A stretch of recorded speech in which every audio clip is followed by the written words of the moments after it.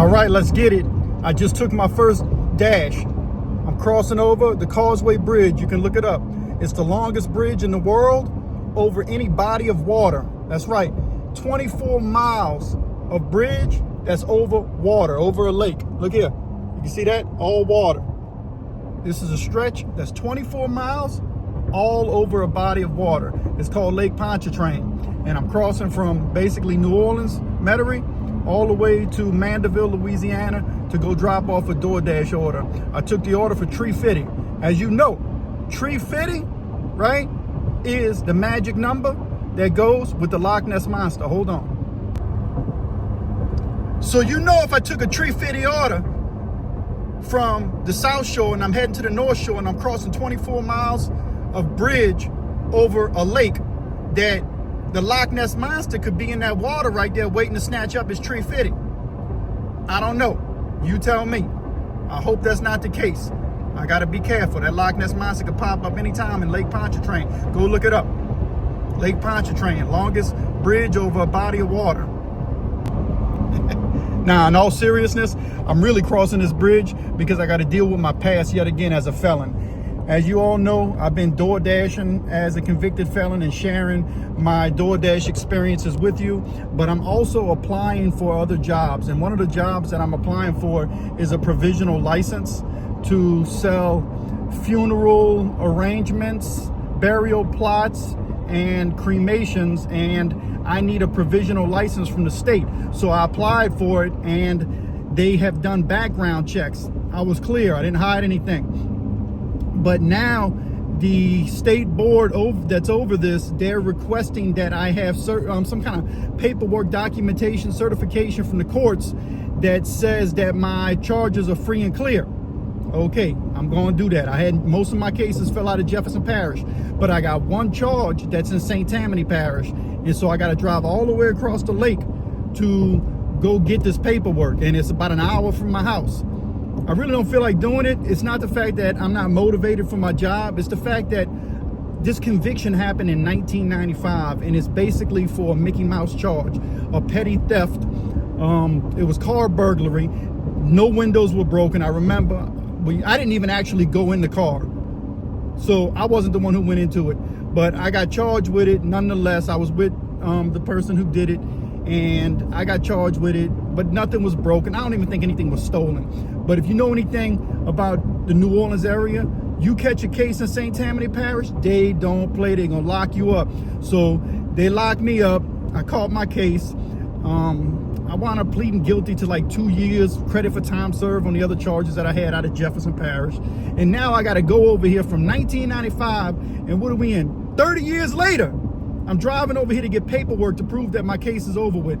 At some point or another, they really need to look at convicted felons' records and say, you know what? This person really has paid his debt to society. He's free and clear. All rights restored. All rights. All of them. Right? But instead, this is what I'm dealing with. I worked in the oil and gas field with a TWIC card. I've been out the country. I've been to the Middle East and Israel. I didn't have to go through all this. But to get a provisional license to sell burial plots, I have to go through all these loopholes. I had to pay a crime check status on top of telling them, what's the purpose of me telling you what I did if you're gonna background check it anyway? Just background check it and be done with it. So I had to write all kind of reports on what I did, file all kind of paperwork. Now they also want this too. So it's like 3 different steps. And I'm like $250 in to applying for this provisional license so I can start this job. And the reason I'm so really want to do this is because I lost a lot of my immediate family. I lost all of them, my mother, my brother, and my father. And I believe in, you know, being prepared when it comes to life after death and having all that stuff taken care of, because I saw how messy and crazy it can get. So I think it's something that I would enjoy doing and I would be interested in doing because of what my experience and seeing, you know, the effects that it has. So I would want to be, it's a way for me to be able to help people. So I've never done sales work, but it's something that I'm going to try. Anyway, I'm going to show y'all when we get to the courthouse, and we're going to walk through this step by step I'll show you the Covington Courthouse in St. Tammany Parish. We'll get our paperwork and that'll be that. But for now, I'm gonna give you one last shot of Lake Pontchartrain and we'll see if we see that Loch Ness Monster. Let's get it. There it is, long stretch all the way ahead of us. There's Lake Pontchartrain. You can see all the way in the distance. It ain't nothing but water. And we're probably about another 20 miles away, or about 18, 20 miles away before we hit land again. You can see the land way, way in the distance. But this is the longest bridge in the world over a stretch or body of water, Lake Pontchartrain. All right, we arrived at the Covington Courthouse, St. Tammany Parish. I gotta find a spot to park. They got a bunch of open spots, but that's for all the big dogs. I gotta find these small dogs, you know, general population spot to park, you know what I mean? Regular people, you know? I'm looking, ain't no spot, you know, everybody's looking. So I'm gonna let you know once I park. We're gonna look at that courthouse, look in the background. I gotta go over there, get this record, all right? So we arrived at the courthouse so I can go get this documented proof that a charge of car burglary from 1995 has been taken care of and I'm no longer under any kind of punishment from the state. Check it out, look. That's my $20 tip I got from Doordashing. The little fella gave me, right? That's going to be used. I hope this is enough to pay for this documentation. You know, to get a signature from the judge, they taxing. They taxing all the way. You got to park all the way right here in the gravel. Plus, you got to go get taxed to get that paperwork that you already paid for your crime on. But we do what we got to do as convicted felons to keep working. Let's go check it out. Going in the courthouse. Going in the courthouse. From 30 years later, I got to go get paperwork on this old Mickey Mouse charge. Let's do it. So I'm done.